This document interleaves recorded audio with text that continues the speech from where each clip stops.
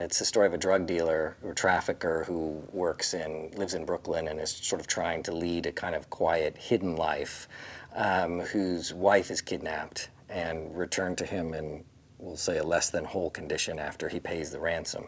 And he hires Matt Scudder, character played by Liam, to find the men who did it and basically bring them to him so that he can exact his revenge.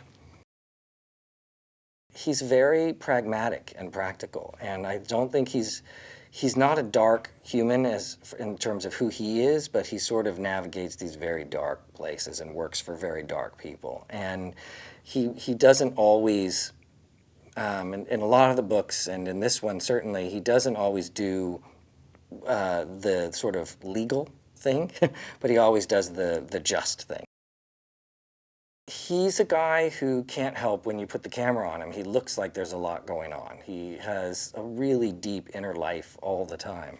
And I think ultimately for me, Scudder isn't so much dark as there's a lot of regret, and he's a very sad, soulful guy. And I think that Liam really brought that kind of weight to him, and I think that helps a lot. So it doesn't just he's not sort of an action figure. He's not a superhero. He's afraid in this story. He's overwhelmed. I think that's much more interesting than him being the sort of superhero type character that he might have done in other movies. The good thing about the books is that everybody lives in the gray area. Nobody's all good or all bad, including Scudder. Everybody is sort of a combination of both. And Kenny he's a drug dealer. His job is not anything that you can defend in any way, shape, or form.